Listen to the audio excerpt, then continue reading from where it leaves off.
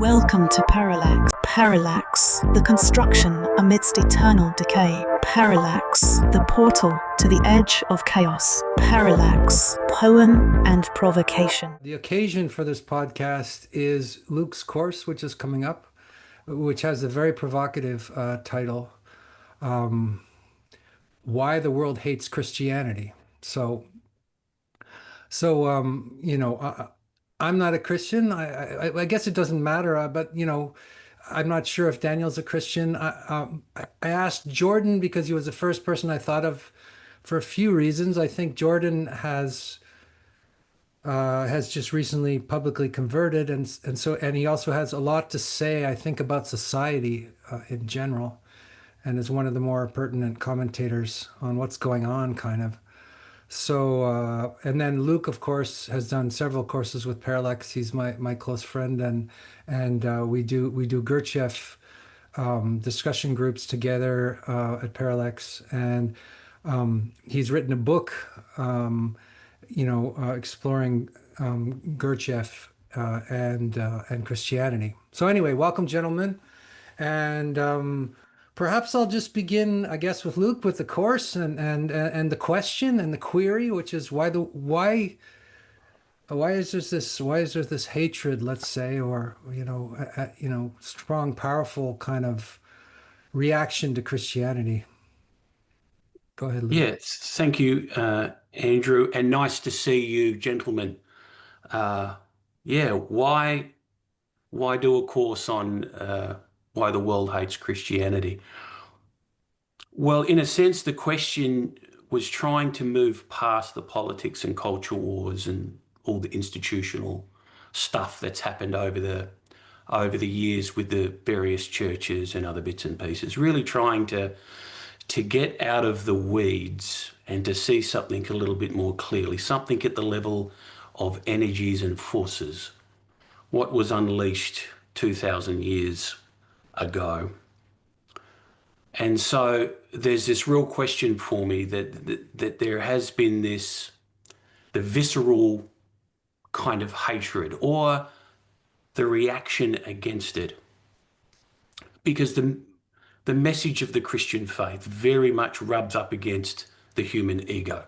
It really goes right to the heart of it. And so for me, just to think about that, maybe there is just a small chance that what's said in the Gospels and all the events that transpired around it long ago, if there is just a small chance that any of that is true, then we all should be crapping our pants. There is something quite profound that has happened, quite profound that was unleashed to the world, and trying to understand that at an energetic level, an ecology of energy, an energy economy, what really took place there. So the course tries to explore this at that kind of level. It tries to just unpack, just to try to sweep away a little bit all of the surface stuff, and really goes, what is the heart here? What reaction does it cause in you? What reaction has it caused in the world, and maybe why? So that's the reason for the course, and hopefully over 3 weeks we will unpack that a little further and hopefully confront some of those things which are not always brought to the surface in conversation.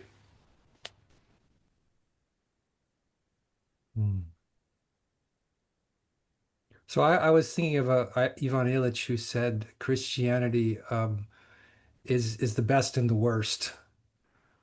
And there's something like that is, as a non-Christian, I perceive it to be at its best, something absolutely profound and wonderful.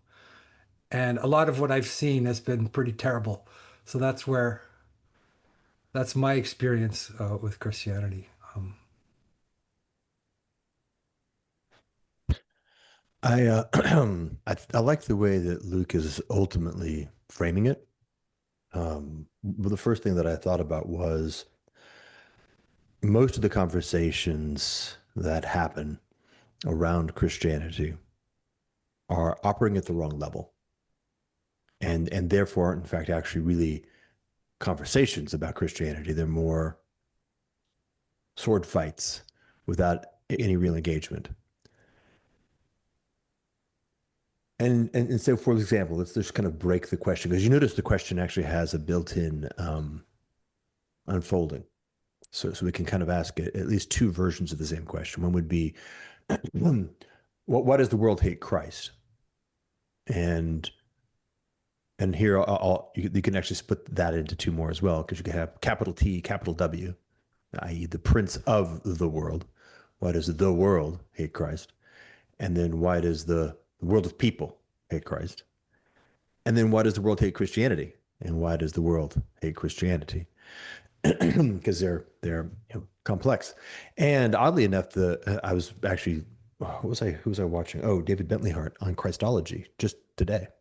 And so you actually have also the paradox of Christ in the middle of that box of four. So if you look at our little picture right here, a little dot in the center, all God, all man, and no confusion and no mixture. So you can kind of go down each one of those. So just as kind of an example, if you take the category of why does the world, in other words, the powers and principalities, the prince of this world, hate Christ? Well, in some sense, that answer is actually very easy, because Christ has defeated the world. Christ has upended the world, overturned the world, and rendered the principalities under his dominion, and ultimately replacing their positions of dominion and authority with human beings, saints, which must be particularly galling. And so that form, what's happening there, is the kind of the seething hatred of that which is intrinsically dominated by resentment, now forced into a backwards movement and clawing desperately to maintain in rebuke as much as possible. From hell's heart I stab at thee sensibility. And that's important, because at the level of energies, that's kind of at the very, very bottom of the stack, this war between Christ triumphant and the playing out of that triumph in reality with the powers and principalities still very much in a position to make a mess of things in every possible way. So, I mean, I could unfold the other three, but that at least feels like when I listen to the framing, it's like, okay, that's actually a really good framing, because it allows us to step into the more superficial, at the end of the day, questions with a context around them. Daniel, why don't you jump in here? Well, I appreciate the opportunity to see everyone today, and I appreciate both what Luke and Jordan are bringing. I think that's absolutely right, Jordan. I think it's Ephesians where there's this notion of the God of this age or the Lord of the air. 2 Corinthians, there's this very interesting notion throughout the Bible that there are actually sort of these evil forces, enemy forces that are actually at work, that there's some sort of principalities, zygites, modes of thinking of which have to be resisted and worked against, right? And so, obviously when we have this idea of why does the world hate Christianity, by the world, you can't mean every possible individual, because people can be converted, right? People can be brought into the fold, right? Now, there is a suggestion that there is perhaps some sort of latent knee-jerk reaction against what Christ is teaching, where when you first hear it, you're like, "Arr!"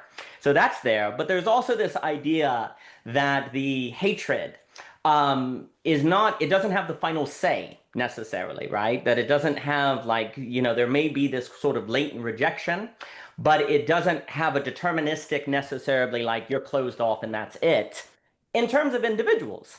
However, in terms of this principality that is the world, it has some sort of mode of understanding, some sort of mode of approach, which seems more necessarily against whatever Christ is bringing to the picture. That it actually is a mode of understanding or a mode of carrying oneself in the world, of which, when it encounters Christ, hates it. And I like what was being said on this idea that, the world is defeated, the world is overturned. So that's a pretty good reason to dislike it, right? Now, what's also very interesting to me, because when I hear the question, why does the world here hate Christianity? there's a few things where you can say, well, there are millions of Christians, right? I mean, it doesn't seem like Christianity is always hated. I grew up in an area where being a non-Christian would get you more hate, right? Everyone seems, if you're not going to church, there could be problems, right? So there's this kind of interesting idea of what exactly do we talk about when we talk about Christianity? What exactly is that? And what exactly is being rejected? Also, I think there's the temptation that you see in some Christians, because you were mentioning Ivan Illich on the inversion principle that he's playing on, is that a Christian has to be very careful to be too eager to be rejected, as in they're looking to be rejected, because then actually instead of being like Christ, they just might act in a way that the people around them dislike. And then when people dislike them, they say, yes, I've achieved Christ likeness because I'm rejected, right? That's very problematic, where you're actually looking for rejection. And therefore, when you get rejection, you go, I've done the work of Jesus, right? And I actually think that is a temptation that Christians can fall into, where perhaps Christ poses this very high standard of how we are supposed to act. We're supposed to love our enemies, my gosh. And then, of course, when he says love your neighbor, the examples he gives of neighbors are people that the Jews don't like. Oh, man, the Samaritans? Come on now. So there's all these sort of tensions. And instead of doing all that, you could also just be how you naturally are around people, maybe short-tempered, maybe not exactly listening to other people. And then when people don't want to hang out with you, you say, well, that's what you get for being like Christ in the world, right? So there has to be a resistance of that. But then at the same time, there is something that Christ is putting forth that suggests if you indeed don't fall for temptations of what Bonhoeffer called cheap grace and instead do the work of costly grace. If you indeed seek first the kingdom of God and his righteousness, there is some point, some place that one arrives at that will necessarily be rejected. It's almost a kind of earned rejection versus a poured in from the top rejection. It's a rejection that has to be tarried to, not just one day wake up and decide I've got it.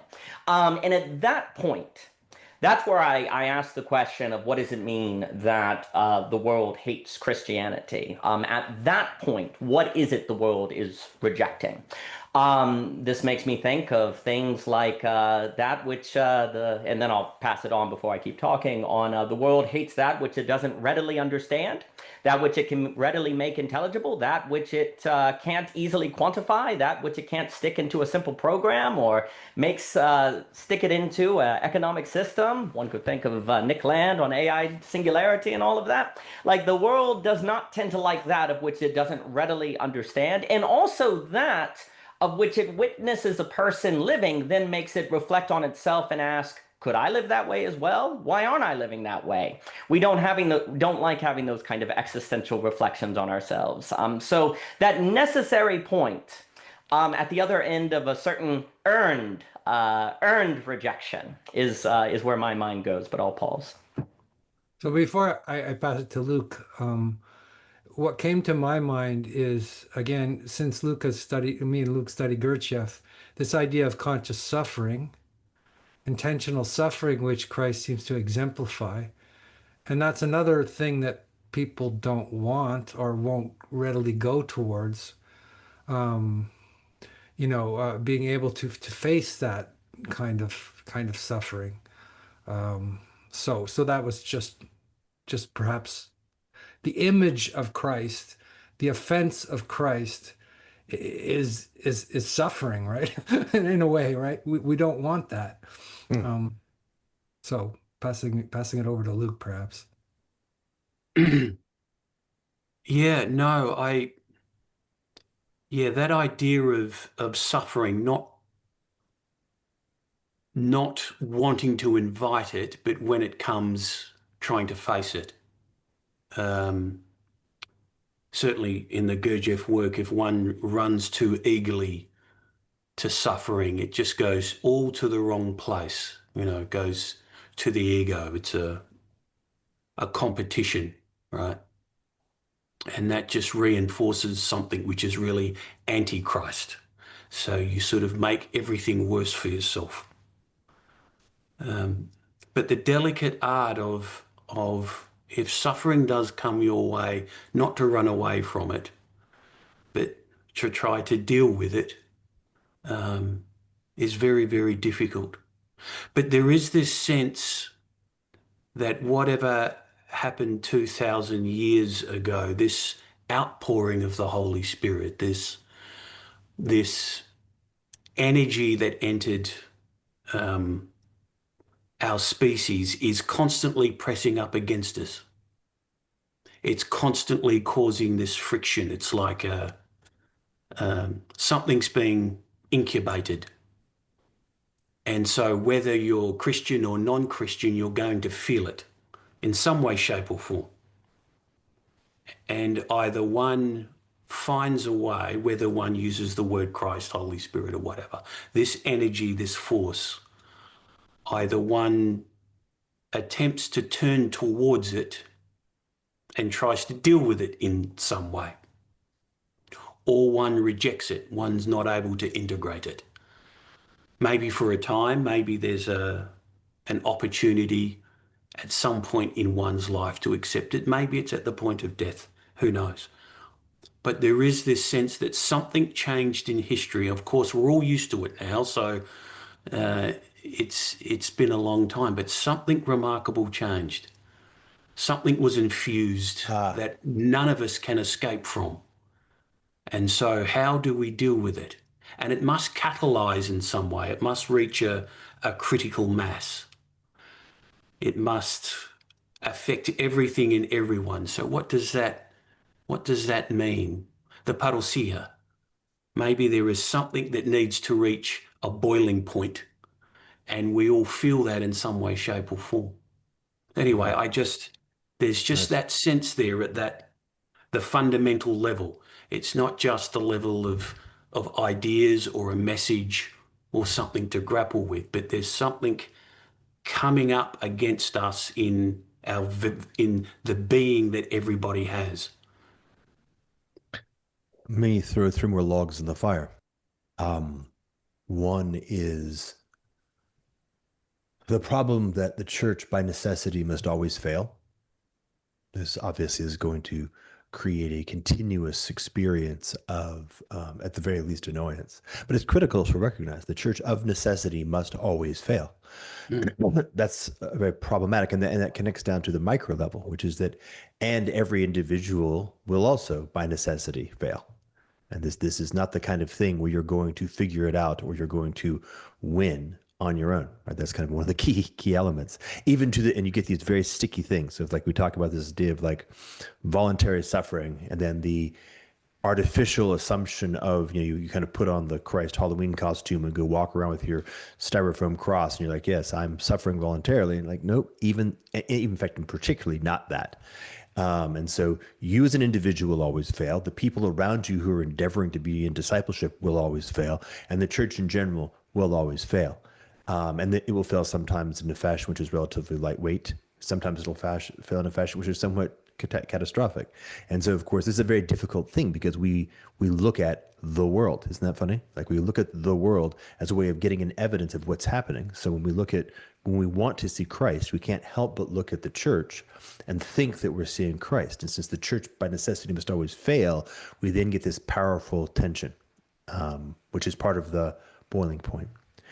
And then the third piece, and this just landed on me when Luke mentioned that it happened 2,000 years ago, which is, we live in Babylon right now.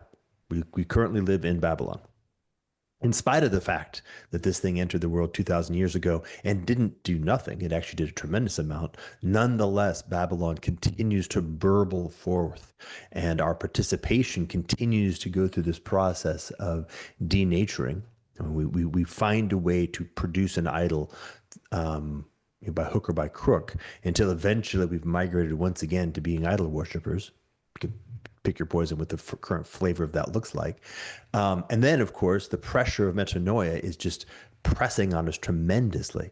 You can imagine maybe 50 years ago how agonizing that would have been to say, hey, aren't we actually in a triumphant Christian civilization that has at long last defeated the forces of darkness and is delivering on the promises of Christ in the world in every direction? And yet, no, you're actually living in Babylon. And therefore the presence of heaven is even more intense upon you. No, that's very, very well put. Well, if a few things come to mind. First off, on that idea of suffering, if I told you, hey, suffering is good for you, you would naturally say that's really dumb. Unless perhaps you're born after Jesus, and you have this kind of idea that actually there is something to the suffering servant that actually taps you into a way of being that otherwise was not afforded, or maybe you were an athlete, and so lifting weights and so on was good. But you see, what's very interesting, like Michelle and I talk about this all the time, if you don't have the possibility that suffering has some sort of gain, versus the social scripts of going to the gyms and all, doing all these things, which are in the script of suffering, right? That's kind of different. But the suffering that seems arbitrary, like, for example, you could, every time you feel uncomfortable, take a pill. You could, every time it's too cold, turn on the heat. Why wouldn't you? Why wouldn't you do that, right? Unless for some reason you have an idea that suffering should not always be resisted or technologically removed or something like that, right? But everyone around you might just think you're stubborn or dumb or so on and so forth. And one of the things that's just very important is, I think, if there's no possibility of there being some, I don't want to say irrational, but non-rational, which is an important category for me, non-rational gain, a gain that cannot be put into a rational calculus before it is experienced. If there's no possibility of a non-rational gain from suffering, then you're basically stuck, like the little mouse in that Kafka story that's in a hole and it can't turn around, in the technological essence, as Heidegger would say, or the utility, just get rid of suffering, just get rid of suffering, and then you find yourself like that little mouse somewhere you don't want to go. And I do think basically we're in the age of Kafka more than Orwell and Huxley, although of course there's truth to all of these because all of Kafka's novels are about protagonists, well, except the investigation of a dog. They're stuck with their very mode of consciousness is what leads them to imprisonment. They just, by their very logic of how they're supposed to react, go deeper and deeper and deeper into something that they can't get out of. And there's something in Jesus that unveiling, actually, there's something to suffering. There's something to being not understood. There's something to being actually perhaps even rejected by the religious leaders of your day that actually open up new possibilities that if you were just doing what was, say, logical or rational or practical, you would never escape. Oh, and then worse yet, you wouldn't know you were entrapped either, because if you're entrapped, you don't know you're entrapped. It's like Kierkegaard said that the man who's in despair doesn't know they're in despair, because once you know you're in despair, you can start to move out of it, right? Like if you don't know something, you also don't know something. And so there's this entrapment logic that's always in operation that one has to perpetually guard against. But then how do you even know you need to guard against it, right? And so, when I hear Jordan mentioning Babylon, there's this idea in this moment of it, there's this sort of moment in history that reveals all these alternative non-rational possibilities, if you grant me that, and then I'll close with this, that are so against how we naturally experience suffering. Get rid of it is the natural thing. It's so naturally against the idea of what we should seek. Jesus puts a question mark beside all success. You say being successful is great. Maybe, maybe not. It's not that Jesus says no. That would almost make it easy. If he said success is necessarily bad, then great, just avoid success. No, he does this thing where he just puts a little question mark by it, right?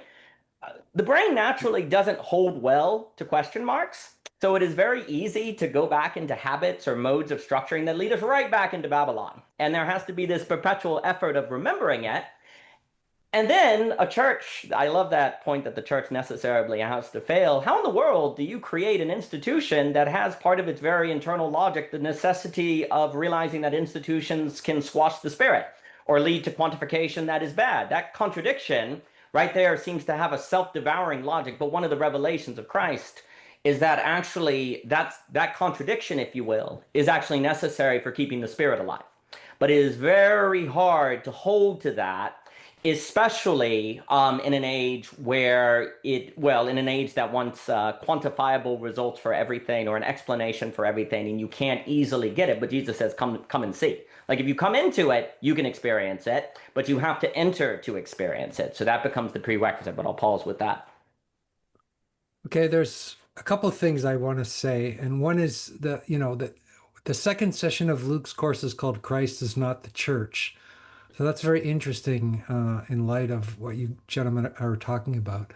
And then I thought of, again, Ivan Illich, who is one of my favorite Christian thinkers, saying that when the church is a she, not an it, then it's performing its correct function, but it becomes an it, right? So the other thing I just wanted to be personal for a second because I was thinking of my own story and how as a troubled young man, I kind of came against Christ, in a visionary sort of a way, and I rejected that. And then over time, I've developed more, let's say, love of Christian, scripture and teachings. And even though I've already made my commitment to another religion, it's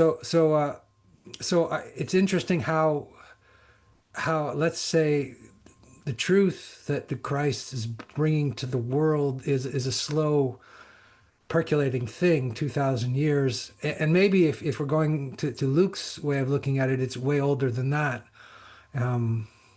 Older than, even Christ, the Nazarene man, the Rabbi Jeshua, or whoever he was, the person who existed in that historical moment. There's something older than that, perhaps. So anyway, those are a few thoughts that I had as I was listening to you, gentlemen. Well, Christ is not the church. And I had a similar maybe story to you, Andrew. I grew up as a Christian, and I found myself as a young man seeing all the hypocrisy of the church. And so I rejected Christianity, but it was more the institutionalization of it, not Christ. But it took me a long time to realize I wasn't rejecting Christ. I was rejecting everything that had been built around it. Not saying it was bad, but going to Jordan's point, it will inevitably fail. And so there's this real question for me, what's able to reconcile that tension between Christ and the church? And really there's a question, what was able to reconcile that tension in me between Christ and me, which is in a sense a small church, a very failed man with all sorts of faults and shortcomings, and leaning towards kind of Gurdjieff here. In a sense, the only force that can really reconcile that at a very deep level is the force of remorse. Is when I see I'm not where I should be, how far away I am from the example of Christ, how far away I am from being the man that I wish to be, or the husband, or the brother, or whatever. And so in a sense, where often the churches have failed is they put themselves above Christ rather than under him. And they don't come to that sense of needing to feel that deep remorse that we have strayed in some way, shape or form. How do we constantly keep returning back to the way, the truth and the life? No institution, no person has that. And so that's very interesting for me, because there's this fractal effect, in a sense, that the macrocosm and the microcosm kind of relate here.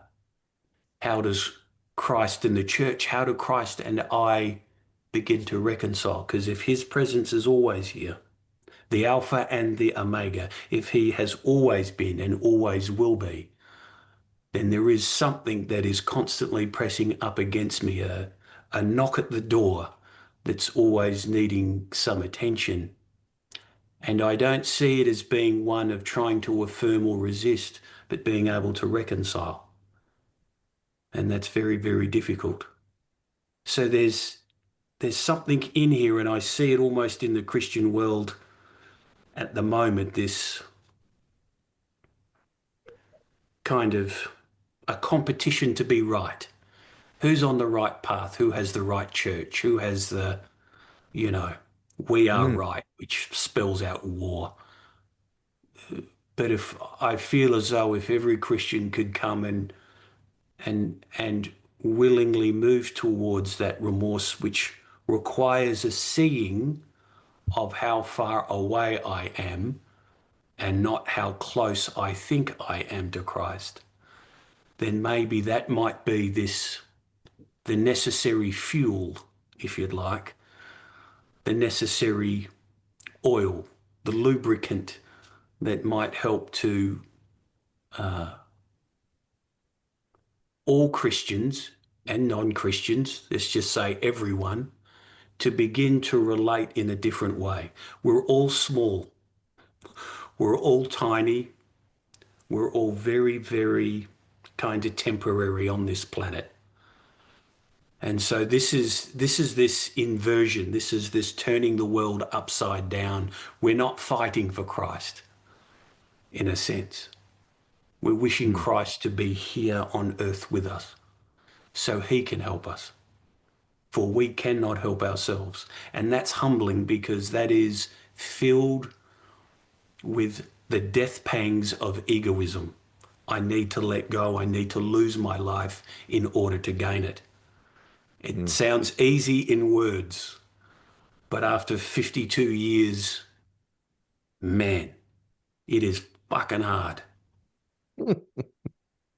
Nice. So now that we're properly lubricated, let's. I feel like there's like two really fun rotations. One, let me just I want to put an image up there. If it's fucking hard, I don't have the appropriate accent to make that language land. So,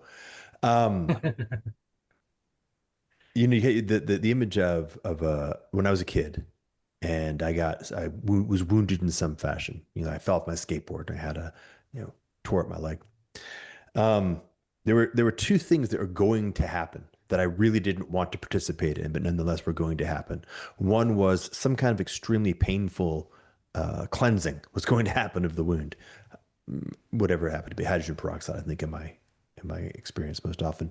And then second, the wound was going to be bandaged, which meant that at some point in the future, the bandage is going to have to come off. And for the most part, everybody's had that experience. And just, be a 5-year-old and have to be present to the searing pain of the alcohol sometimes poured on your wound, or the momentary unpleasantness of having the Band-Aid ripped off. And now here's the thing. And then just map that to everything. Because as you say, this movement of humility is like having your entire identity ripped off. And being poured with a cleansing agent, the salvation, the salve that will definitely hurt in the process of it cleaning. So that's one image. And then the second image is, Andrew, you mentioned something like, you've already chosen to follow or participate in another religion. But I remember being very taken early in my journey here by reading a book, For the Love of the World, or For the Life of the World, For the Life of the World, by a Russian Orthodox theologian, Shmeman, where he points out that Christianity isn't properly a religion. And in fact, it's precisely to the degree to which Christians take Christianity as a religion that they immediately set against each other in fighting about who knows more about the true religion that they each are holding. And this is a very weird thing to say, but you can actually work backwards and say, look, we're present to reality. And we might say that it is best for us to be truly present and fully present to reality, to be able to engage with what is real on the basis of what is real, and delude ourselves not at all, and in fact become increasingly intimate with what is real. And that's exactly the same thing. It's, Christ is saying that, do that. Now, of course, he says, I am the way, because when we speak about Christ, we have this paradox again. On the one hand, we have an image of an actual person, a biological Homo sapiens sapiens born of woman. And this is true. But on the other hand, we also have the Logos. John does that. The Word was made flesh. And the Logos is useful for us to meditate on. Because the notion of the Logos in the West, which maps, by the way, the word would also mean the Tao in the East, is the principle by which all of these kinds of things, like the ability for me to be in relationship with the world, the fact that's possible at all, the name we give to that possibility is the Logos. So if you work in the direction of just simply committing yourself to a fully intimate, fully present relationship with reality, you will discover at a certain point that you are by necessity doing so by means of primary relationship with the Logos. And then when you discover that the Logos is not an it, but a he, as we talked about, the church is not an it, but a she, then you're finding yourself face to face with the revelation of Christ. So this is a very tough thing. If you put Christianity on a bookshelf next to, you do the perennial thing, which is to say, by the way, you are in fact actually a modernist. You're operating in modernity. And you say, okay, I've got a bunch of different ideologies that are in books, and people might choose to follow their ideologies as a way of sort of running the operating system of how they choose to behave and how they boot up their moral structures and how they create their table of values and how they interact with each other. And I can kind of pick them off, and they're all sort of like different ones, most of which have developed over time historically in cultures. And you say, yeah, and one of them happened to develop in this synthetic movement from Jerusalem out to Athens and then through the Roman Empire in a historical moment. It'll look like it's another religion, but the proposition is that every single piece of that conversation is already happening inside a context known as reality, and Christ is the way that you can enter into relationship with reality, a very different kind of thing. Yeah, I'm okay with that. And I would say that church religion is provisional. It's not the ultimate truth. All of it is provisional. Even the words are provisional. Like, they point to the truth, but they're still the logos. Like, my original objection to Christianity was it was a bunch of people telling me stuff.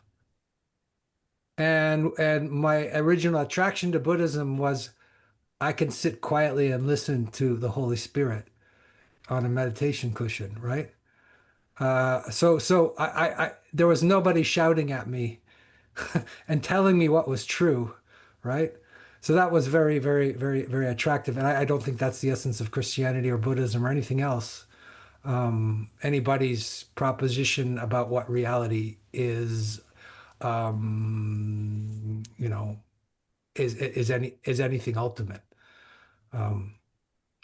But that's not quite, I don't think that's quite postmodernism either, because I think there is a Holy Spirit, there is divine nature, there is love, etc. So, yeah.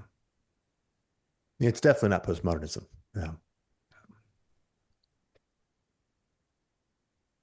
No, I think well put. And I think it was Keller who, when he talks about John and in the beginning was the word, and word is logos, and logos is meaning of life, quote unquote. And then what's interesting is logos is a person. So the very means of intelligibility with reality must be personal. It must be relational. It must be lived. You cannot understand reality from some sort of abstract principle. It has to be personal. And thus you get into things where personal knowledge is most fundamental. But then, of course, the question is, what is a person? What exactly is the person? And to be like Christ is to somehow participate and inhabit in that question. Which, again, is funny because it makes me think of, I think it was Walker Percy who said something like a novel is a metaphor that can be put no other way. You have to get all 500 pages to get it, in order to get that way of that grasp on reality. Something similar applies to the logos then. Like, the only way to get the logos is to get the whole person of Christ, right? They're a novel that can be said no other way, right? The answer, unfortunately, is not 42. If you go to Panera and say 42, it will not open up some sort of door in the fabric of reality. So there's some sort of participatory knowledge. And of course, there's a bit of a reclaiming of some of the philosophers, a beloved Michel Planier on personal knowledge. There's a coming back of thinkers who were left behind, in my opinion, who very much stressed you cannot get autonomously rational or autonomously abstract understanding. There's always a personal element. I think of Feyerabend and Against Method arguing that a scientific advancement is not an abstract consensus, but some crazy guy named Galileo who's frickin' sure he's right, and he has a passionate love, and he's going to convert everyone. And it's not just the church against Galileo. The scientists are as well. Like, everyone is, dang it. But there's some sort of fire that actually, this personal element that cannot be removed. And I think that's extremely important. And so the church question, I go back to this a lot because this one's tricky, right? Because there's this one idea where you say, well, church is corrupt, we don't need it.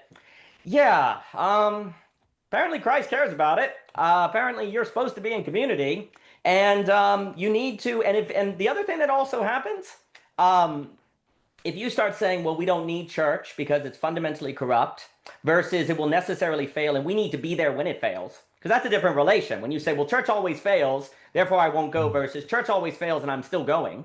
If we don't do that, I think the world ends up, what we're seeing is what I like to call global hikimorism, this spread of these people that don't leave the apartment in Japan. And it has many forms of it. It could be the incel, the hikikomori, and different people, because you're always about to go see your neighbor. You're always about to go hang out in the community. And but Netflix is on. You just don't quite get there, right? Because people are unpredictable. And what if they say something that makes you question all your life decisions? So, there's something incredibly rational about hikimorism, actually, especially when you can get your food and you can get your entertainment. And basically, a world that lacks personal knowledge rationally ends up in something like hikimorism. And I think we increasingly see that more and more. And then the money doesn't go toward the communal services, et cetera, and so forth. So it's very important to stress non-rationally, a going out, a being in the community. Now, here's the question. This is what we wrestled with at Eunoia. So Eunoia, that was a church. We called ourselves, Eunoia is loosely translated into beautiful thinking. We had, so it was a church, but we also had on Thursday art galleries, venues. We had an open mic and, all of these different things. And one of the things we kind of talked about is not looking like a church. Because the reason why you don't want to, like, aesthetically, like when you see the building, and the reason for that is because what ends up happening a lot of the times is somebody looks over, sees a giant cross on the window, and then they say, oh, that's not for me. And therefore they don't come in because I'm not Christian, right? And also it can actually protect the people inside from encountering the atheist and finding out that all your preconceived ideas about the atheist being an immoral, bad person, actually they're kind of nice. Oh, well, what do I do with that, right? How do I tarry with that reality, right? Well, if you kind of set it up aesthetically to where you never actually have the other encounter you, all your preconceived ideas of us versus them or whatever don't get trampled, which I actually think is very important to trample them to actually get at the higher, if you grant me this, higher revelation that Christ is pointing to, that one would have to get into. But I think there's something more than us versus them dynamics that are at play, right? But if you never actually readily encounter otherness, especially as a community, you're never kind of motivated to actually go to those next levels, to go beyond, say, to be a theology geek for a moment, the Roman road that Harold Bloom talks about for something more like the King Victus, kingdom-based salvation that you see in kind of new Paulian theology, right? Well, you never have reason to go beyond that, actually, right? So some of the things you try to do, because this actually, to me, gets into structural questions of how the church is done. How do you fail well? How do you die well, as Goodell would put it, right, in the church? How do you go to this place where you fail well, right? Where you have a regular meeting place, because also it's an incredibly powerful thing when you have people who just bring the chili. We just had a meal every Thursday night and people just made it happen, right? And then, we went and fixed floors in Katrina and there were churches all over the world. I mean, that's a crazy thing, right? So you don't want to give up that. But you also don't want to do church in a manner, because this is what I'm getting at. You also don't want to do church in a manner that just becomes people who think like me, people who kind of don't actually make me uncomfortable, and actually there's a certain kind of wall that's created to keep the world out. But here's the problem.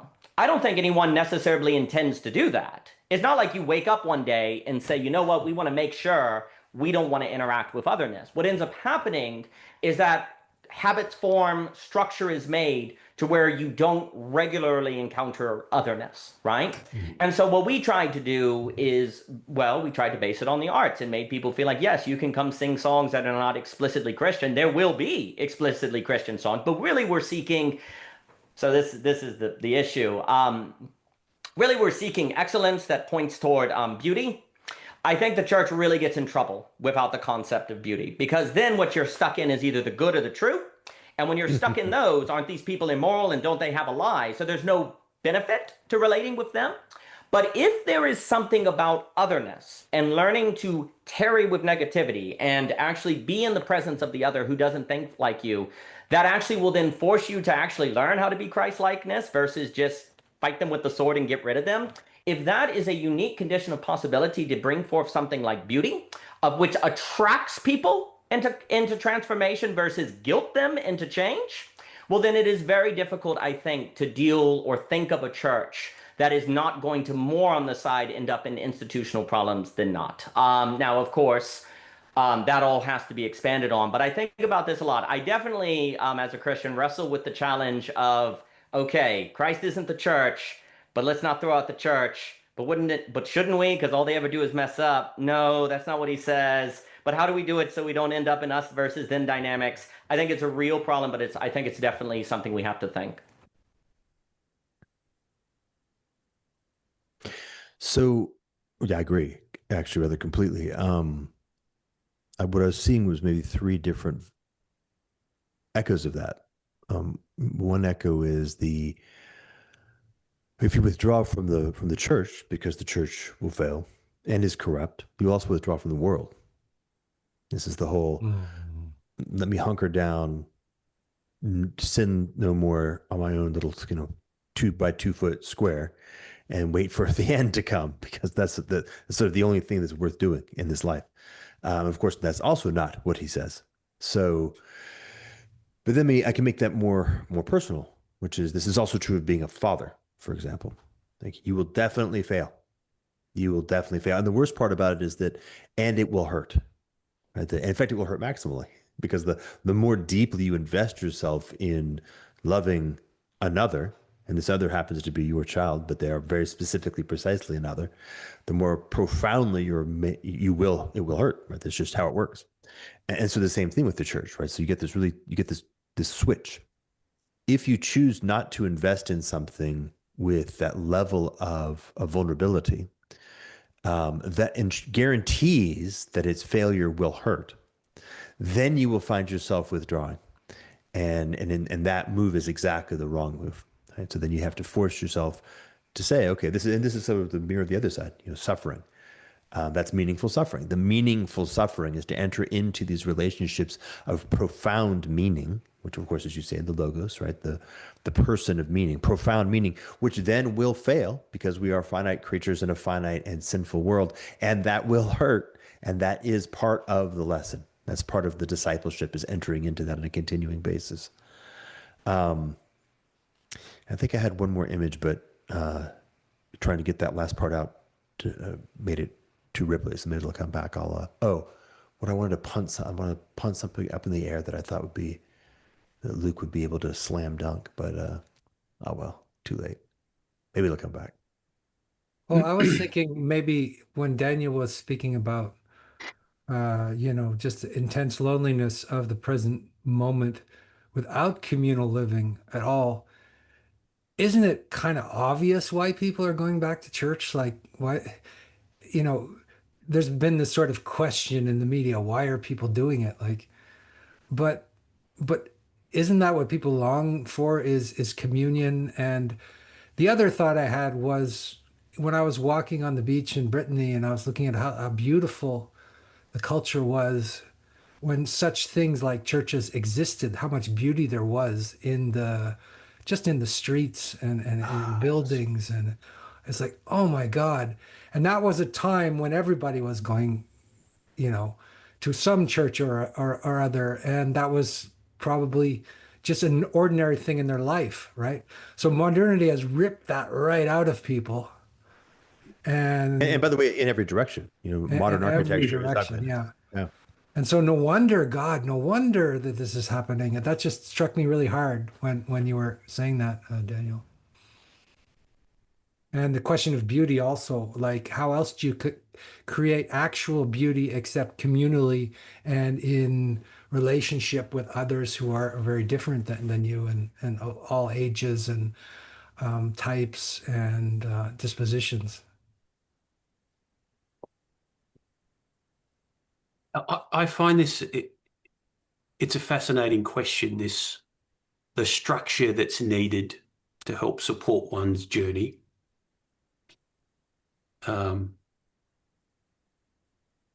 I've found in my own experience, what I wanted was the experience. I didn't necessarily care about the structure. I wanted to follow whatever worked, and whatever worked for me is, what is this quality of experience? I may not know what that is. It might be completely unknown to me. But really what brought me to Christ in the end wasn't words, wasn't the Bible, it wasn't any abstraction. It was experiencing a living presence, a quality that helped to point me inwardly to more of a wholeness. Of course, words just fail around all of this, right? So, but that was the inner compass. For me, it was really a two-way street. I did all sorts of crazy things when I was young, and that always led to the same old, same old. But when something is really experienced in the body, you know, from balls to bones, and no one can take that away from you. It's not an illusion.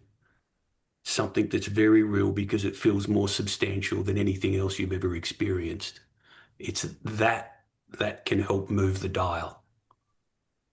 And so, in a sense, that's what I was looking for. But I also saw there's a trap in that, is that you always go on the hunt for the next big thing, right? Yeah. All the highs, you know, lots of drugs, all that sort of type of stuff. So there was a real question mark for me. Okay, you know, what's needed here?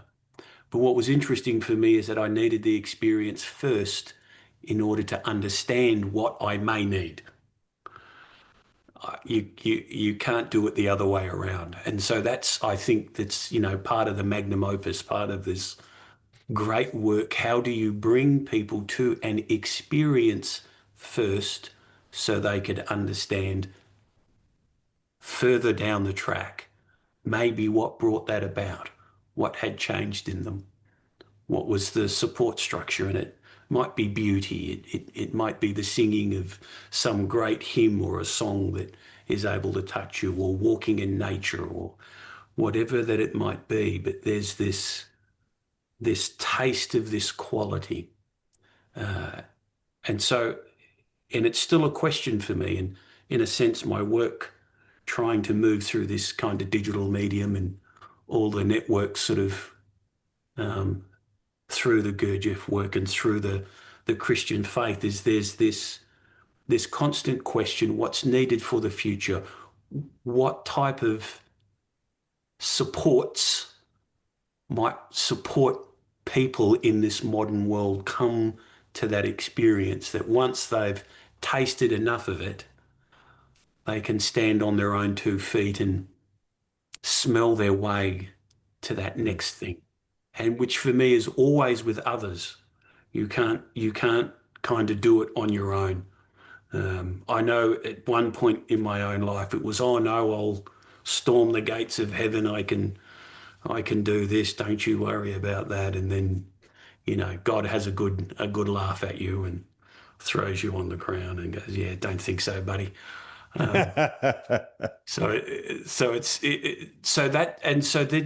This really brings this question: what type of relationships are then needed for that?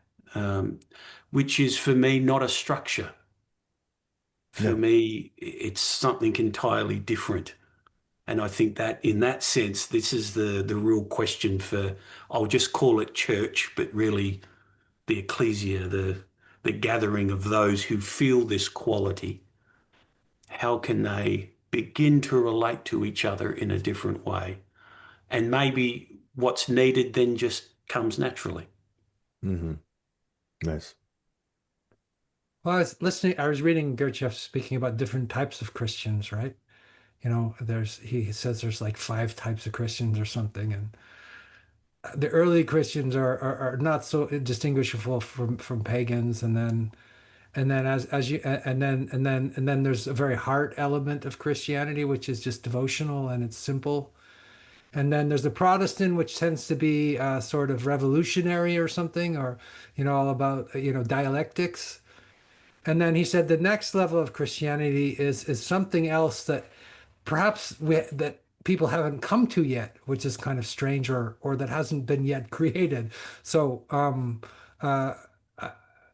that leads me to my question about the esoteric nature, of Gurdjieff's work, who was a Christian but didn't ever wear it on his sleeve, and often hid that from everybody, and very, he took a lot of attention to cover up the dangers of whatever he was trying to teach, the dangers of that being corrupted. And so there's the esoteric, and then there's the sort of the religion for everybody. I somehow feel there needs to be both, but yeah. Any thoughts about that? Well, maybe just to add, yes, he had a very odd view. He says that at one time in history, the only people on earth were those who were striving to be Christians, irrespective of your religion, which is strange. Maybe that goes back to Jordan's point, that what happened 2,000 years ago wasn't the start of a religion. It was an event that laid claim to something, that helped to unlock something, unleash, put something into the world, because the world needed to change, but God couldn't break it.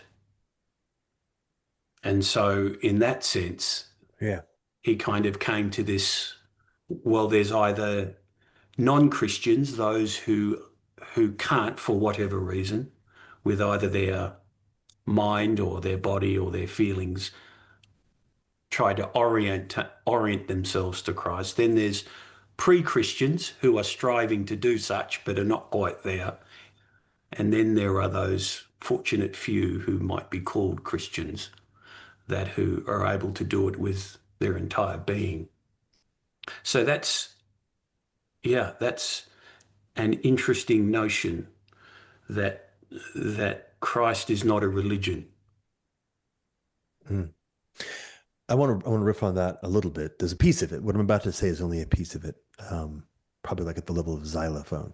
In terms of beauty, it's just a very plinky piece. But when we try to think of, I'll put it this way: when we try to think of Christ through the lens of a religion, one of the moves that we're engaging in is precisely the modernist move, and particularly making a distinction between being in the world, being in first person, and being a remove from the world, observing the world from that remove, being in third person. And of course, modernity is in some sense essentially about that third person perspective, which provisions you with a variety of different capabilities and powers over the world, but by necessity separates you from the world.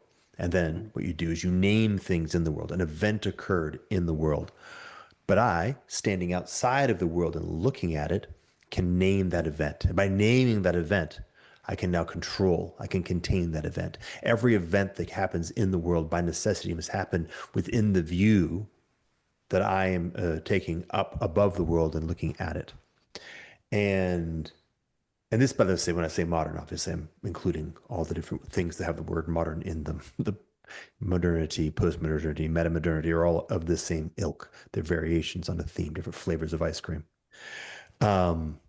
Pick your flavor. And the invitation is something like actually just being in the world again. So in this sense, if Gurdjieff is saying that those who simply lived in the world by necessity were navigating themselves by means of and towards the logos. Lacking special revelation, they were doing their best in the context that they were living in. And by the way, lacking the taking of dominion from the powers of this world, they're also having to navigate an environment where the principalities were ascendant, which is a really tough place to be. And if you spend time with actual indigenous people who actually still have a continuity of contact with a lineage that predates Christ, you'll notice how upfront and center the spiritual world is for them. And it's not a kind of a thing that sits over here in the corner with our Ouija board, or over there with our crystals and feathers. It's like everywhere all the time, mostly, primary in almost every possible interaction. And intrinsically interwoven. Right? Reality simply is. You could speak to like the animist sensibility, for example. And I guess the point is that's actually how reality is. That's a more real view of reality than the third person perspective. And we now have to find a way to step back into that first person perspective, step back into reality, but now with the benefit of Christ, with the benefit of the actual event that Luke is mentioning having occurred, and how do we make our way into that? Yeah, and just one last little kind of bell. And I'll take it up one tone from xylophone to triangles. At least it's got some resonance, or just a bell, a nice bell. Yeah, bing. Beauty first. I don't know if we've actually had this conversation, Andrew. It may have been like we've talked about this in one of our previous conversations, but with Timothy Patitsas, maybe Father. Fred, I don't know what his title is. His book, The Ethics of Beauty. I mean, I learned this phrase, beauty first. Like of the three, one must enter into relationship with Christ, beauty first. Then truth and good can be properly situated. But if you don't do it that way, then things get very wacky very quickly. And one may say, for example, just to kind of bridge, perhaps beauty is first person. Perhaps by the very nature, beauty is about presence, about being present to, and the disclosure of presence to you is what we call beauty. I think you said something that's much more than a xylophone there, Jordan. It strikes me as like a trumpet or something, especially the part about first person, because that seems radical, and that seems radically misunderstood. Because that includes everything, right? You mentioned the indigenous people. It kind of it brings back reality to where it should be, after it has gone so far into darkness or astray, right? Mm-hmm. Yeah, I mean, this is again a huge reduction, but one of the big takeaways I had from my time with Buddhism was how much of it was about getting you out of that trap of being in a third person relationship with reality. Yeah, and certainly the Gurdjieff work. Um, hmm. Magnificent. I have a beloved friend, Thomas Jockin, who does a lot of work on beauty in Plato, and he's adamant that the good in Plato and Aristotle is actually the word for beauty. That although there is, of course, something about the good in Plato, there's been, we simply don't know what beauty is either. We think beauty is merely aesthetic symmetry or taste, when really a key is that beauty has a certain strike to it. We like to talk about the strike of beauty. The way that I like to describe this, based on, and I think this starts to get at what the church has to do to not fall, because there's a ditch on either side of the road. Like it's not institutionalized enough, but then it's not institutionalized, it's too little, you get trouble. So there's some sort of mean, if you will, that has to be navigated. And if only we could systemize it. But by definition, a mean is something that you have to do like cooking. You taste it as you go. And if it's me cooking, you never get there. But anyway, but there's this idea. So Walker Percy has this idea. Say he imagines the conquistadors. They're going through the forest or whatever. And they come upon the Grand Canyon. And no one knows it exists. And there is no phrase, the Grand Canyon. And they've never seen a photograph. And there it is. That's beauty. And you see, the problem is, and Walker Benjamin was getting at this as well with the loss of aura, is we now go to the Grand Canyon to confirm photographs we've seen of the Grand Canyon. Therefore, it cannot strike us. We now go to church to confirm what church is. Is this a church? Therefore, it cannot strike us, right? Beauty has a certain strike characteristic. Another example I always think about, imagine you were there live for Beethoven's Ninth, and you didn't know it was going to be Beethoven's Ninth, and there it was. And you may never, ever hear it again. You may never hear it again. And you may tell your grandchild, I'm telling you guys, there was this music, like, okay, Pops, whatever, I'm telling you. And you could never hear it again. All you had was the memory of it. That's the strike of beauty. And you see, the problem is that in our age of listening to MP3s or photographs or the technological essence that Heidegger warns about, it is very, very difficult to not have a confirmation theory of truth, if you will, to confirm this is the Grand Canyon, as opposed to let us strike us, which fundamentally the strike of beauty is personal, it is individual, and can only be experienced. And here's the key. There are certain conditions. So there's this idea, I like to talk, because they're talking about church as not an institution, but a certain experience, Luke, a certain energy, you could even say Holy Spirit, right? I like to talk about conditionalism. And what I have in mind with that is I'll just use Owen Barfield's famous example, right? So a rainbow. Does a rainbow exist? Of course it exists. Is it an illusion? No, but it requires certain conditions to be there. And by the way, it's not merely you, because other people who are there with the sun coming out and you're in this position and it's raining, anyone could see the rainbow who meet the conditions and you would experience it, right? So it's not concrete like this table or something is always there all the time. You have to meet certain conditions and then it is there, but it's also not a dream, like a hallucination, right? I think the church is at its best when it's somehow meeting a conditionality to make something like a rainbow, which are also the conditionality. There are certain conditions required for the strike of beauty, for the Grand Canyon to hit you in this certain way. It is remarkably difficult now in the modern world to determine what conditions are needed because we are so drunk, we're so consumed in technology and systemization and protocol. We don't believe it's real unless it's repeatable. If it's not repeatable, if you can't do it every Sunday, it's not real, right? Well, you can repeat it every time you have the conditions, but the conditions are not given, right? So there is a certain concreteness to it, but it's not the same kind of concreteness as a repeatable pattern. And by definition, if it is perfectly repeatable, it's not personal, it's not human, and it's flat, therefore dead, right? So we're in an age of conditionality. Conditionalism, if you grant. I like that phrase too, because it's like I think part of it is virtue, as Joachim will stress. You got to go to the gym and condition yourself. There's a certain personal development required to participate in the conditions necessary to make the effect of the Gurdjieffian energy, the rainbow, and the Holy Spirit. So it's both spatial and individual, right? And ergo relational, right? Because it has to be in the relation between the individual and the conditions that make the rainbow, or the jazz improvisation, et cetera, so forth, right? So what would it mean to have a church that thought in terms of how do we create the conditions so that the spirits show up? I think this is a thrust of one of the reasons American Pentecostalism has done so well over the last 20 years, is there's this true freaking belief that Jesus really could show up. You know, he really might show up, actually. Are y'all ready for that? I mean, you might be reduced to ash in 2 seconds if you're not ready. There's that real sense. Now, one of the things that has to be questioned are, what were the truths of that? Because you could argue there have been some pathologies that have developed in Pentecostalism that are not very good. I think there's some lessons to be thought in all of that together. But genuinely believing there are certain conditions that can be met by which the Spirit shows up, that's a very different kind of church than one of, we need to go because if our neighbor asks us what we did and they're Christian and we can't tell them we went to church, we're a bad person. So that's that's an entirely different invitation. But here's the issue. These conditions seem inseparable from the personal, okay? The personal knowledge. Whatever creates these conditions require the person in a very radical way. Well, what keeps us from the person? Well, various categories of understanding. You know, you were mentioning, Jordan, modernity, categories, naming, understanding. They create a certain box by which we understand things.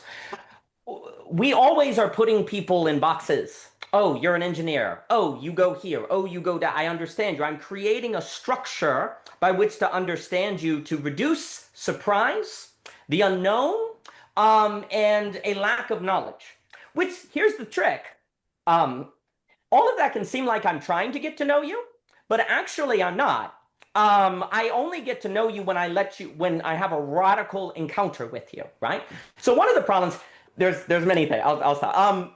One of the problems is all of our tokens of understanding how to relate to other people actually is the opposite of relating with other people. We're gaining knowledge of good and evil about other people, but we're not actually gaining the relationality of the other person because we're not actually putting our places in places to be surprised like a Grand Canyon that we haven't said to photograph. But one of the reasons we don't do that is because we got to be able to handle it. And we're not. A lot of us are not. And because you also mentioned the private public. There's a wonderful book, John Malice. He wrote Private Faith in a Public Space. He goes through Gregory of Nicaea, Kierkegaard, and Bonhoeffer to talk about the tensions of turning Christianity into a currency. Look, I'm a Christian, elect me. Look, you know I'm a good person. So there's always this tension of how do you bring a private thing to the public without turning it into a social currency, right? Basically, to cut to the chase, it's impossible without some sort of beauty principle, which is it can only be known in doing it. If you don't have that, then you're always going to have the public-private problem. That is always going to fall apart. You have to have some kind of unknown with the UN in parentheses that can only be known in experience. But that's a wonderful book, Mausik's book. The last thing I'll say on this problem, actually I have way more sticky notes, but the last thing I'll say for now is on hikimoriism. So here's the problem. You're exactly right. You can go, well, wait, come on, Dan. Isn't everyone like going out and joining community and aren't they all excited? Well, yes. I hope the church is ready for it because here's the problem. You got all these people that show up who are open finally. They're open to community. And the church isn't able to give them that love. In fact, these people are maybe socially awkward or they have ideas you don't like. If you're not ready for that and you hurt them, then they're going to go back to their apartment and now they're going to say, I knew it. I knew I shouldn't have left. I knew it was silly. I knew I shouldn't have given it a shot. That's a very real danger. You know, C.S. Lewis said hell was locked from the inside. Yeah. It's really important to make sure that that doesn't occur. I think we see I'm going to say there are 4 movements. That's always dangerous. There's 4 things going on. There's the technology will save us all, the logical end of Ivan Illich's disablement, transhumanism, all that jazz. Then there's a return of, dare I say, the risk of small fascist states, of everyone finding people that are kind of like them, but that leads to its own pathologies. Then you have an isolationism. You kind of a radical, why can't we just be Amish thing, which is completely understandable. But then you also have, this movement of people that are just going into the hikimoriism that is occurring, right? All of those things are on offer, and there's more that can be said about that. If beauty is not brought into the conversation, all of those are rational.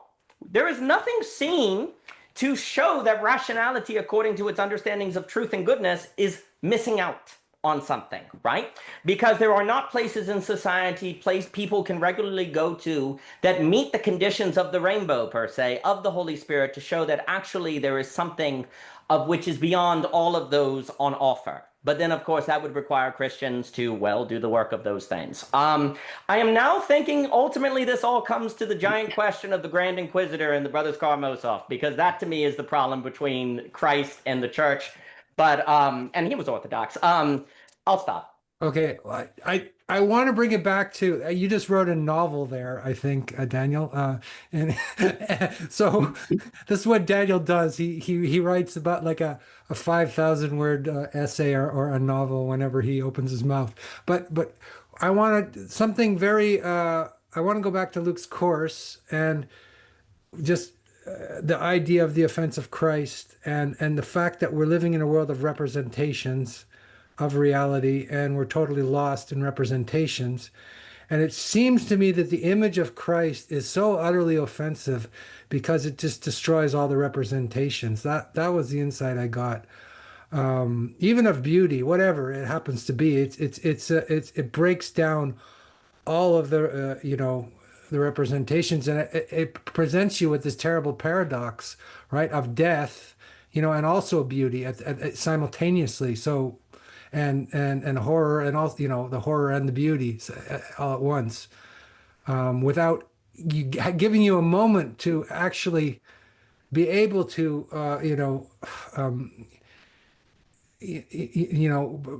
put that into a representation that will serve you in any way. It just slays you, right? So anyway, that's my insight here, and bring it back to Luke's course. Wait, just one second. I just got to put this in. So, let's see if I can figure out how to say this right. Okay, so we have the advantage. I'll call it an advantage. We have the advantage that what Daniel just did, ostensibly at least, was recorded, and there's an irony in that, of course. But the point is this: I, at least in the experience of that, was present 2 or 3 times to the fear of the Lord, to the fact that when one is actually witness to the Holy Spirit speaking into reality, you are actually brought face to face with the Grand Canyon for the first time. I would recommend that if you did not have that experience, relax, pray, and watch it again. You should have at least one encounter that causes you to actually have that fear and trembling. You will actually have a Jobian experience of the recognition that the most basic element of your relationship with the Logos is actually beauty, but beauty ain't good in the simple sense, right? Beauty is awe, right? Beauty has that experience of like, oh shit, right? You should have some period of a moment of actually like, whoa. And fear, like actual holy smokes. I don't know, because you have no idea what you're dealing with, right? It is absolutely unsafe. Now, of course, the good news, by the way, Christ is good, not safe at all safe, but very, very good. Hmm. Yeah, good not as like in any strict moral sense, just good the way reality is good, right? The way the color red is good, you know. You can't argue with that. You know, it's that kind of good. It's not good. I mean, it might be good in action. It's good in action. It's not good in It's proposition. I mean, Daniel put it just right. It's not good subject to your own use of the knowledge of good and evil. Good. Yeah, It- yeah, got it.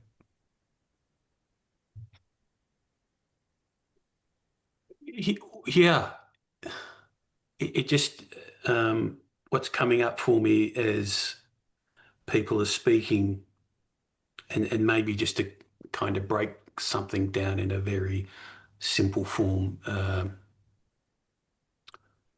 Um, in the Gurdjieff work, and you'll certainly find this with the Desert Fathers mm, and many other ways to practice, but this coming into the body, the temple of the spirit, mm, as you said, to soften, to relax, to this gift we've been given that allows us to experience all of these things.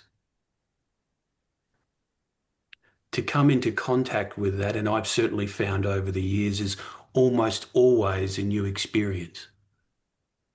All of the way the sense of the body, which is really all of the energies and forces that move through the world, are moving through me. It's a very raw experience.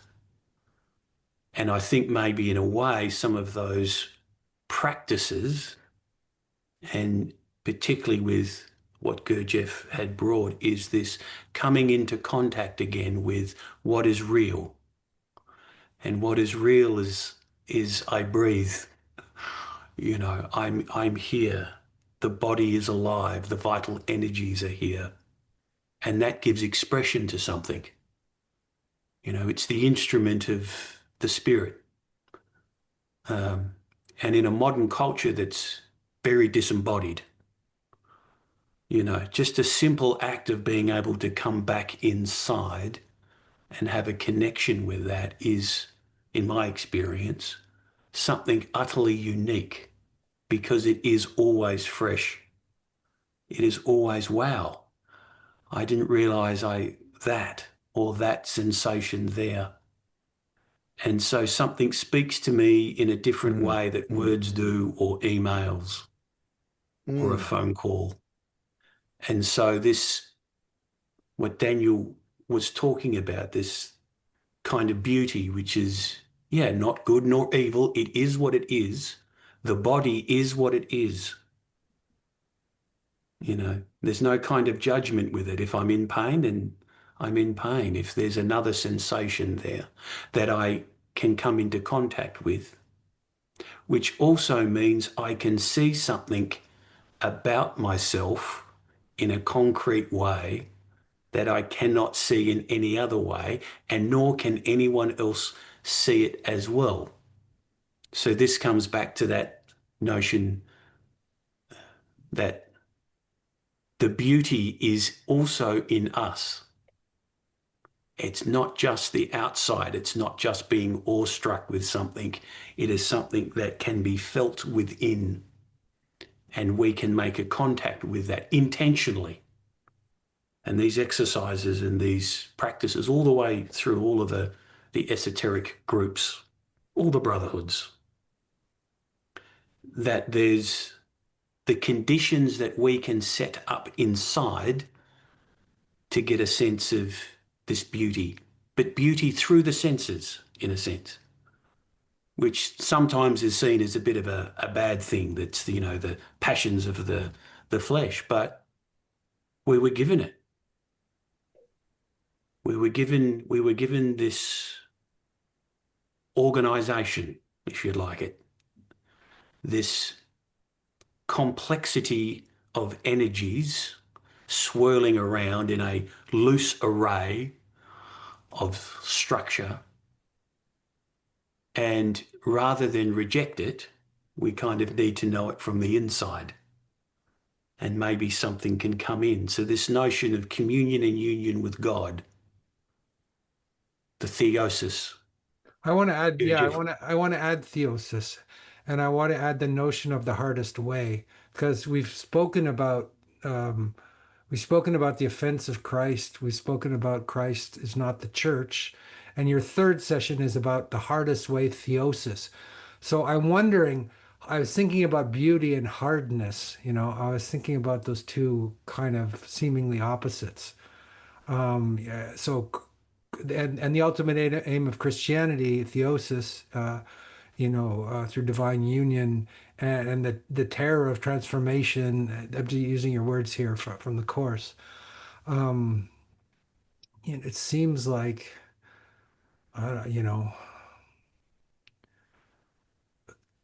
the Grand Canyon.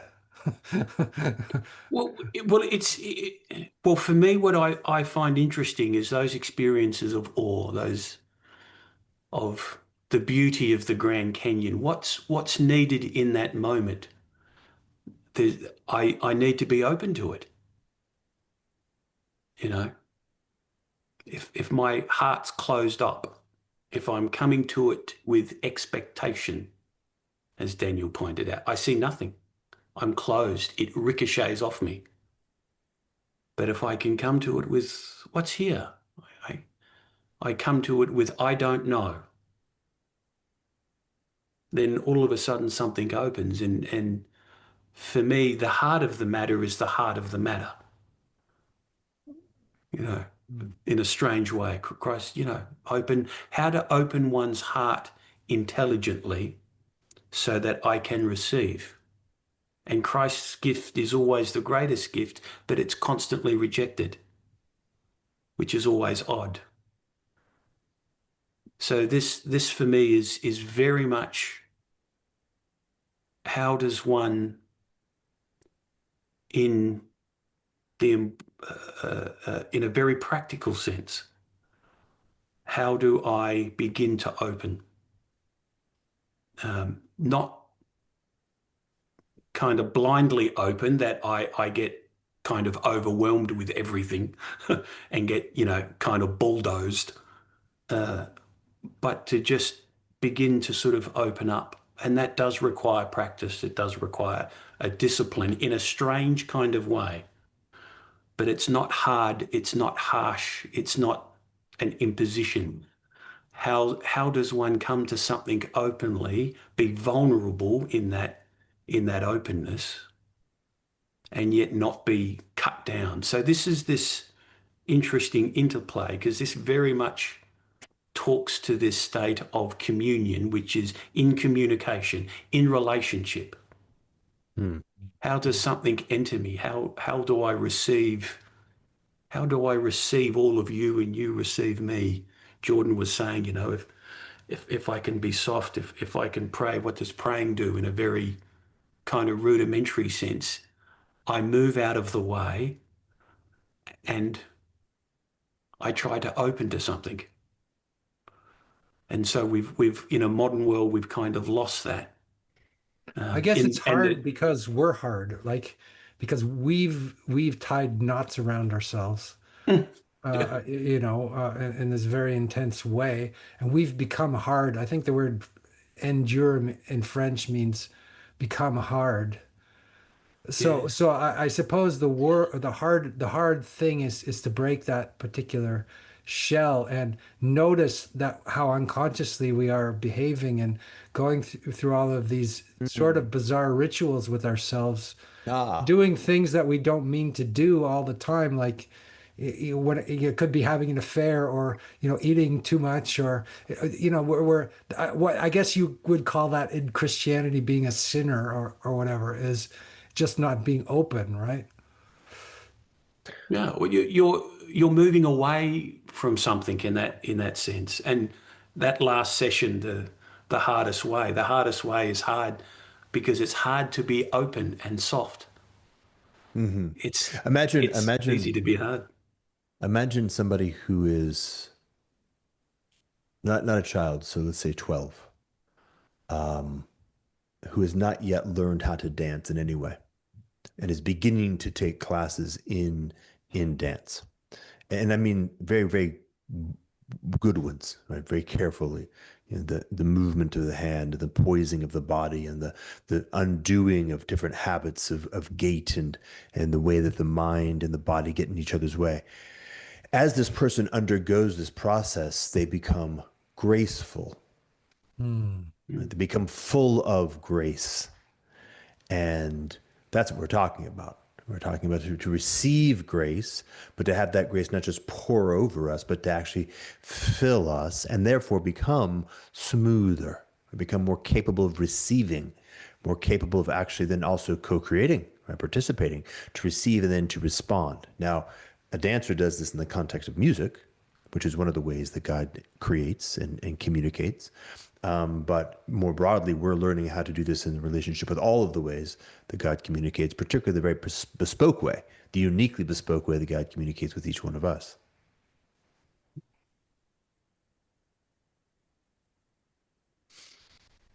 Magnificent. So a few things come to mind. The fantastic Ross Bird talks about how we have to understand, a lot of what God is doing with his hiddenness as this tension between inclusion and holiness. Because if he includes you too soon, you are reduced to ash and destroyed. An image I kind of like to go through is maybe Canto 20, 19, Paradiso. So Dante is not happy. Beatrice won't smile. Why won't you smile, Beatrice? And Beatrice is like, buddy, if I were to smile right now at the level you're at, it would reduce you to ash like Simli. And this is fascinating because it suggests that Dante's not out of the woods. Ain't he in Paradiso? He came out of Inferno. There's actually still something to learn. So you could look at hell as good, learning not falling into evil or sin and doing the good. Okay? But actually, in the Paradiso, that's not enough. There's actually a certain development that is still required, right? I like to talk about Lovecraft with the parentheses around craft, right? Like if you're dealing with beauty, because that's what Beatrice ultimately is, if you're dealing with God, you're dealing with something incredibly dangerous because if you're not ready for it, it destroys you. So literally in Christianity or in holiness, there is still actually a developmental or work that needs to be done actually so that you are not destroyed by holiness. You're not destroyed by God, that you're not reduced to ash. And that becomes the challenge of the Christian, you could say, right? Is actually how do you come to handle more of Beatrice's smile? How do you come to handle a reality where it's the Grand Canyon without knowing what it is? I mean, wouldn't that fry your brain if everything you experience was without a category to understand it? I mean, that's a high demand, right? Well, Yeah. that is what's being suggested in Dante, that you're actually supposed to get in the obviously, at the end, where the wings fail the lofty fantasy, there's the suggestion that this can go on forever. And actually, this is what you were made for and enjoy. And that's where you find enjoyment, is this ever development of a capacity to get the fullness of things.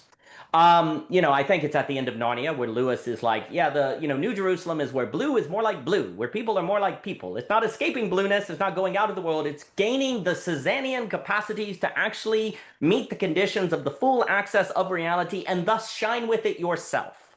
And that is a lot of this kind of another reason the church, in my opinion, has become painful for many people is because it's in a logic of Inferno and it hasn't moved to the logic of Paradiso. It's helping us not sin, great, but it's not helping us handle more of Beatrice's smile. Okay, and that's a problem. To me, Gurdjieff, with practices, energy, all the stuff you're talking about is actually in the realm. Like a Christian may hear that and say, Well, what's that going to do? It's about handling more of Beatrice's smile. It's about handling more of the Grand Canyon without the pictures. It's about, because here's the other thing, like a way to think about the Torah to the gospel. And somebody said this, maybe I can't remember who, but it's this idea that in the Torah, you could say God is making a people, okay?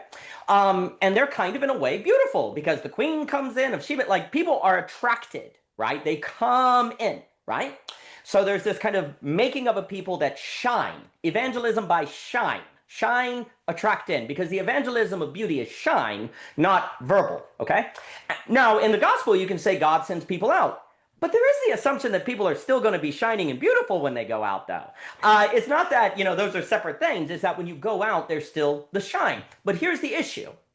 The greater if you grant me this, the greater the diversity, pluralism, complexity, distance you go in, the more difficult it is to keep shining, because the more it is you fall into habits you don't mean to, the more you encounter the other that's not intelligible and you don't know how to meet them. So shining becomes really, really difficult.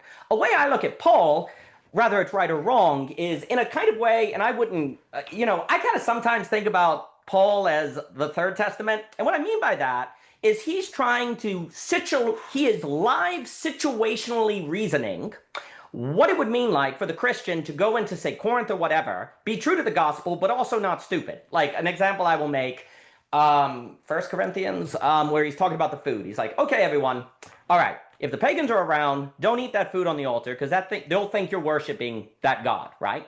But if they're not around, of course you can eat the food because those powers don't have any power over you, right? So what is this? What is this? This is situationally reasoning. Because if he says the food is fundamentally evil and you can never drink it, well, that's reifying a certain ontology, a certain being that would be very problematic. But then if you just say, well, just carelessly go up and eat there, well, the pagans won't understand it, right? So what is he trying to do? He's situationally reasoning in live situations to figure out the way that the Christian can continue to shine with the gospel and not be unintelligible, right? I actually think we can look at Paul in this sense as a kind of model. I mean, N.T. Wright basically says he invents theology, if you grant that or not. Theology as this kind of creation of situationally reasoning on live metaphysical principles. Because, like, for example, Jesus doesn't tell us what to do with drones, right? He doesn't tell us what to do with drones, but that doesn't mean we can't think about drones in light of Jesus, just using the means of intelligibility and situational reasoning that Paul is putting forth, right? But what is Paul doing? He's talking about sharing the gospel, of course, but also in here there's a notion of shining with the gospel and actually being intelligible in that shine. And simply what I mean by saying Paul sometimes I think of as a Third Testament is because otherwise we can just say, is Paul repeating what Jesus was saying, or it's just kind of, there's kind of this, well, Paul is for adults and the gospel is for kids, but really the real theology is in Paul or whatever. No, Paul is absolutely complementing situationally reasoning in light of the life of Jesus, what to do in live situations, right? And you need to see those things going together or you get into lots of trouble. Now, I'd have to put meat on those bones, but I don't have any meat right now, so forgive me. But there really is this idea of holiness and inclusion, as Bird puts it, that's very well, and I really suggest his work. That's very important. Now, the tension I think that you get is that nobody means to stop shining, right? Nobody means, they don't wake up one day and say, you know what I'm going to do? I'm going to stop shining, right? What ends up happening is you get into habits and, James K.A. Smith has this lovely book called You Are What You Love. And the idea is that what you love forms your habit. So if you go to the mall and you enjoy it, it's a kind of liturgy, as he describes, it forms a habit. And character is habit, kind of in a virtue ethics sort of thing, and so on and so forth, right? So what ends up happening is we end up loving things that we don't realize we're loving, maybe. We then form habits that we don't mean to form. And we actually then get into a place where we stop shining or participating in this beauty that we are describing and not realizing we're doing it, right? That, to me, when I was speaking with Eunoia having space for otherness, one of the reasons why the church has to have some mechanism of always encountering otherness is because if you cease encountering otherness, then the probability of you falling into habits that cut you off from the world or shining and gets you into intelligible categorizations skyrockets, right? So you need that loving of the neighbor. Who is your enemy? Like, this is nuts. Because if anyone is going to wake you up out of your preset ideas of how the world works, it's your enemy, because they think you're wrong. So the surprise, the encounter, it shatters your categories, right? So you need regular encounter with the enemy in order to have that occur. If the church doesn't have mechanisms by which to genuinely encounter the other or the neighbor or the enemy, it's only a matter of time before it ends up in habits that it doesn't even know it's fallen into, that keeps it into categories of intelligibility that cuts it off from reality in the name of saving it. And that becomes a very dire matter. So you have to have a means of otherness. The last thing I'll say, okay, but you see, one of the reasons the church doesn't do this, and I think about this all the time with Jesus, like Jesus is a Jew. So, and Jesus obviously loves the Pharisees and the Sadducees. It's not like he hates them or anything. Now, he has some stern freaking words, but, it's not like he hates them, right? But what does Jesus constantly do? He constantly appears a heretic. Like, he looks like, he's not washing the hands, his disciples, he's sitting with sinners, so he appears a heretic. I didn't say he is a heretic. I said appears a heretic, because he's actually a fulfillment, but they can't make that intelligible. So he has to appear heretical. That, to me, is part of the secret, dare I say secret, it's in the open, but that's part of the key to this tension of the church not falling into an auto-cannibalistic system that devours everyone, is the church has to always actually be willing to have the courage to appear heretical in, say, interacting with non-Christians or being with non-Christians or doing things that don't fit into the obvious categories of being Christian. Because when you stop appearing heretical, then that means you've made an idol of the categories of intelligibility that thus cuts you off from, I suppose you could say, the icon or the higher horizon, right? Because you have a confirmation theory of truth. You want to confirm that you're a good church. You want to confirm that you're doing what a Christian is. Well, you're cut off from the openness then, right?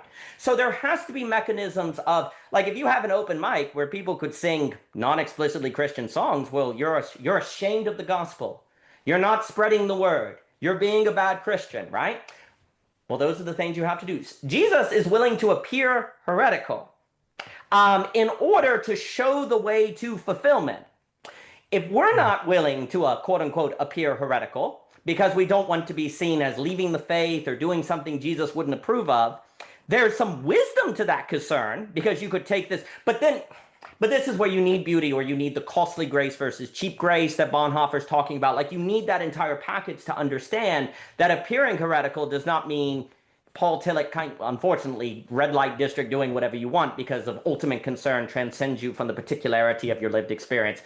That would, Paul Tillich says. Well, Gurdjieff was extremely is considered a heretic, isn't he? And yes, Luke has convinced me that he's a Christian, so that's kind of interesting. Yeah, well, there has to be. I think he was imitating Christ in that way that you're speaking of, perhaps. Well, the trick to it, I'll stop, is that the appearing heretical has to come from an honest fidelity and genuine commitment to the faith, yes, to the person of Christ. You can't choose your appearing heretical. That's like choosing your rejection, right? I'm gonna do that. It has to be from, we're gonna go into beauty. There are a whole lot of American churches, I'll just say, that when you start talking about beauty, they're like, what are you talking about? That's not serving the gospel. If you talk about excellence in the arts, they'll think that's a waste of time, and you're prideful, you're actually looking for your own embetterment. That's one of the reasons the church gets stuck, because the things that break you out of these set frameworks of intelligibility that actually lock the church out, they look like a good idea to the church to be locked in them. Right? That's what nobody intends, for the church to be shut down or for the Christian not to envelop, because the things that hold us back seem like a good idea. It's a good idea not to stay in this box. And that's when the death occurs, because then basically you're operating according to the knowledge of good and evil, not the relationship of God, which is one of beauty. The moment you start, the church fails, because I go back to that. The church fails because it seems to inevitably fall to the temptation of the knowledge of good and evil, of understanding itself, having self-understanding versus Peter looking, Peter couldn't help but look down. couldn't help but look at himself instead of looking at Jesus, right? The moment you look at yourself into intelligibility or in the knowledge of good and evil and auto-cannibalism, you self-efface. And so you can't do that. But then you have the pressure of other people. You want to justify, how do we make money? And all of those things occur. But that has to be resisted. One of the things that does give me hope, you mentioned, Jordan, on this idea of this being recorded. I do think we've had an oral tradition when people were speaking. Then you had the written tradition, which William Ong notes kind of creates an inner capacity. I know Dr. Anton spoke with that about Guy Senstock. And today we almost have kind of a Zoom tradition, which I think see a lot of hope in, because you can actually now forget you're being recorded. And actually you're talking about theosis, you're talking about the conversation, that's sort of life. Like, it enables the ability to actually record that and maintain self-forgetfulness to show that it's a possibility. And if it's a possibility, then it could be something we do as well, right? And I also think in the same way that William Ong talks about the written word, change it, like it gave us the ability of the scientific treatise. We could then think more creatively. We got a more flexible mind, right? But it came with the risk of an inner space we could withdraw into. That's the problem. The written tradition gave us an inner space that you could draw into, right? And we're at the age where we're all falling, the society is doing that. Well, now you have, dare I say, a kind of Zoom tradition, if I don't know if I called it, but it's a sort of like bringing those things together now. What would it look like for the church to really own that? Especially if subjectivity is structured by language use. Like if second orality, isn't that Ong's term, second orality? Like we're, I believe so. In a stage of second or anyway, yeah. Oh, no, I mean, he's a big deal. And really owning that and thinking about how information technology structure subjectivity. And actually then, if all of this is tied to a greater personal knowledge, what would it mean for the church to really, really own that? I'll pause there. So are we still on topic in terms of why the world hates Christianity? Are we? I think we are, for sure, but maybe we want to just tie it in more explicitly. Because we're not doing that. Well, no, I think these are all quite valuable points, and maybe I circle back to something Jordan said in terms of framing this. There is why the world hates Christianity, and then there's why the world hates Christianity. And there's so much to it, everything that we've kind of talked about, how the church can cut itself off. Christ is not the church, but Christ needs the church. In a sense, we need the church also, the communal support that we all need, because no one can come to Christ alone. Yet at the end of the day, no one can work for you. No one can pray for you. In that sense, you need to find your own way and your own relationship back to it. So there's all these incredibly difficult asks that are made by Christ. It's not an easy road. And right from the get-go, it does turn everything upside down. It does challenge the very image we have of ourselves in the world, that the divine entered human so the human could find its way back to the divine. That kind of puts us in our place, and that's something that the modern mind, with all of the paraphernalia around it, finds it increasingly hard to accept as we build our Tower of Babel. Yeah. We're almost there. Come on, just stay with it for just a little bit longer and we'll be there. I think it's on Mars. It's White line fever, hey? Of Mars. course it's on Mars. Why else would, Elon Musk be building all these things? Of course. Yeah. Yeah. So, gentlemen, any concluding remarks? Concluding remarks. I've been rendered speechless by the intense ideation and implications That was of all intense. these things. It was That was great. intense. I really, really enjoyed that. Thank you very much, guys. I like the fact that everybody here is very different. Like there's a lot of different energies, but it all kind of, at least for me, there's a lot. Like that's the kind of thing that I would imagine a lot of folks are going to appreciate. And yeah, and I enjoyed it. Yeah, I think so too. Yeah. Yeah. Yeah, and it's always kind of hard to end because there is no end to these conversations. So it feels difficult to end it and when to end it and so all I can say is yeah, heartfelt thanks for this conversation and I'm looking forward to getting out into the world and I'm looking forward to Luke's course. Luke's courses have always been really great. And so please come and join us. Can I make a quick shout out to that kid who's watching this in the year 3837? Very, very, very downstream of the inception of the church tradition of Zoom culture's secondary orality. This is where I began, folks. What up? What up? Then The OG. This is the Genesis. All right. no. Thank you very much again. Bye-bye.